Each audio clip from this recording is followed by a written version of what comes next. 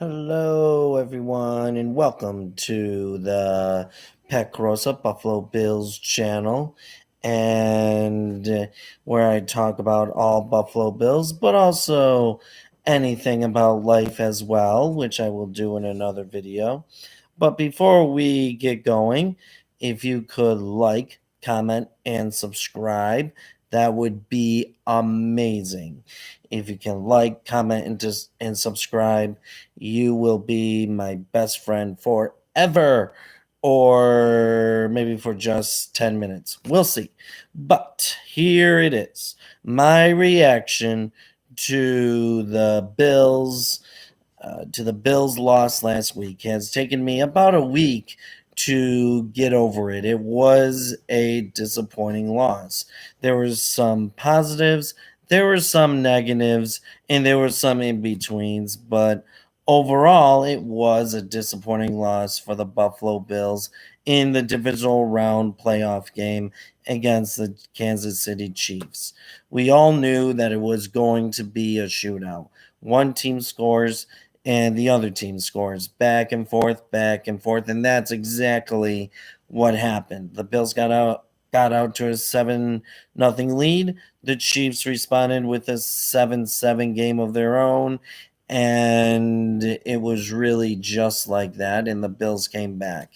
Let's talk about the pluses before we go to the negatives, because I think that's where we should start.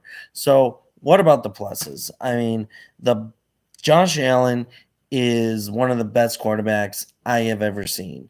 Let's just start there. He is one of the best quarterbacks in the game, and in my opinion, the true competition to Patrick Mahomes in the NFL. He led the Bills back twice, not once, but twice, when they needed to come back by one score. So they really let him back twice. Obviously, Gabe Davis had a great game, 208 yards, 4 touchdowns, unbelievable. The first receiver to catch 4 touchdowns in a playoff game ever. I mean, when you really think about great receivers, Jerry Rice, Randy Moss, they Andre Reed, they Michael Irvin, they all didn't achieve that stat. 4 touchdowns in one game is amazing. So great job to him. He should be a big factor in the Bills offense next season. But as for Josh Allen, I know I started with him. I just wanted to sidetrack on Gabe Davis a little bit. But Josh Allen, he played one heck of a postseason, if you really think about it. 9 touchdowns, 0 interceptions, and really willed his team to victory in both games. I mean, he was perfect against the New England Patriots. Absolutely perfect. Threw 5 touchdowns, maybe had four incompletions the entire game. And this game, although he wasn't as perfect, of course, who can be as perfect as that, but he was in command the entire game, especially on the last 2 drives. Tyreek Hill ran basically that slant turned into a post. That was all speed. A little taunting here and there by the end, but that was per speed. No one was going to catch him once he went into the open field.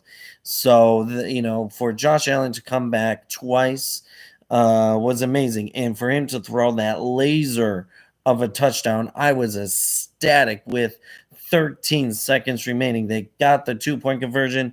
Or they got the field goal. They got the 2-point conversion. The second to last touchdown, and with 13 seconds remaining, I was ecstatic. The Bills were going to host a championship game tomorrow, and heck, the Bills were going to go to the Super Bowl and quite possibly win it, because the Bengals are not as good as the Bills yet. The 49ers are lucky to be in the championship game, and the Rams, that would have been an amazing Super Bowl. It would have been like the Chiefs versus the Bills last game. But that's what I was thinking. You know what? The Bills could easily get over the Bengals and then could go to the Super Bowl and quite possibly win it.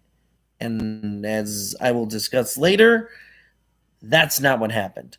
But the really positive point to this whole entire game is that we have Josh Allen, and he's the best, the quarterback in the game, maybe a hair below Patrick Mahomes. Maybe not even a hair. Patrick Mahomes is right here. Josh Allen is right here. Just a tad below. So that's big. But the big question here is, can the Bills, will have continued success with Josh Allen, because he is that good. Josh Allen is that good. He can run, he can pass. He is that good. He has command of the offense.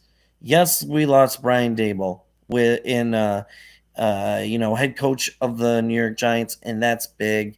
Good luck to him. We'll see if he's going to be a good head coach. You never really know, but at the same time, good luck to him. But at the same time, we have Josh Allen, and we should have continued success going forward. And Kansas City is not going away. We have to somehow get over that Kansas City hump so that we can make it to the Super Bowl and win it, because Josh Allen is good enough to not only go to the Super Bowl, but to win it. He's that type of quarterback to win, that has you winning the Super Bowl. They just need to get there, and I think Josh Allen can be a Super Bowl winning quarterback, maybe even multiple Super Bowls. We'll see. But the Bills will have their day. They will. And Josh Allen will have their day. Will have his day. I am so convinced on that. Now here comes the negatives. Defense. We had the number one defense in the NFL. We did. And their defense was great against the Patriots. And really down the stretch here, they were really, really good. But they weren't great when it mattered against the Chiefs. They couldn't stop Patrick Mahomes. They couldn't stop Travis Kelce. And they couldn't stop Tyreek Hill. Fine. That's fine. It's a shootout. It's what we expected. The same could be said with the Chiefs' defense on the other side, that they couldn't stop Josh Allen.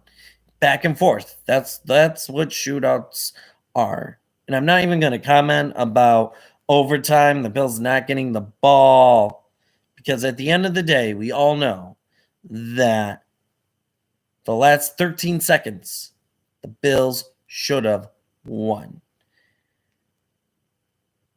The big thing everyone has to know is that the coaches lost the game for the Bills.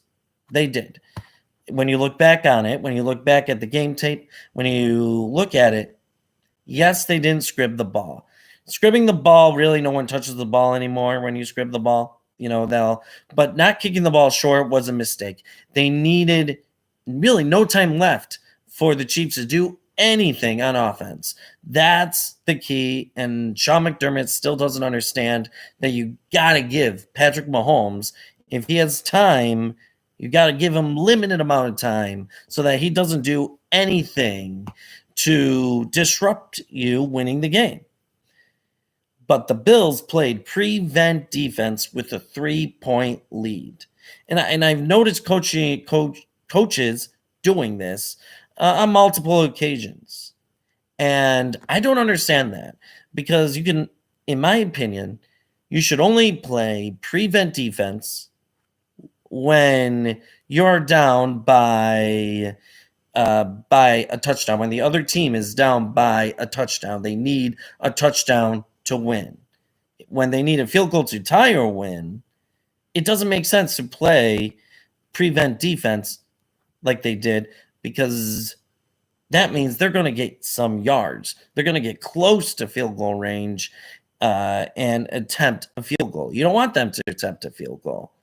You want them to keep them in bounds in the middle of the field, especially when the Chiefs had 3 timeouts left.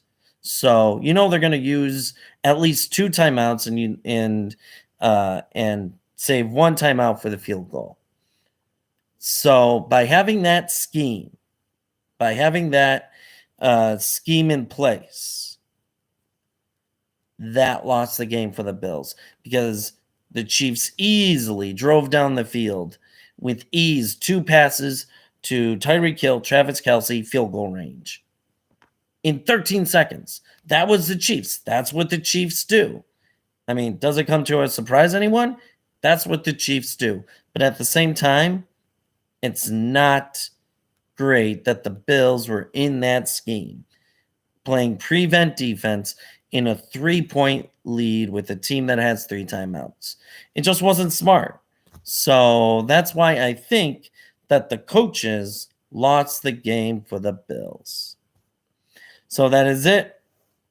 Until next season, I will do another video by the time we get to free agency.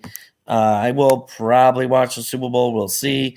But I'll do another Bills video previewing free agency and also spring practices as well. But, until next season, hopefully it's another good season. Until next season, go Bills and have a good day.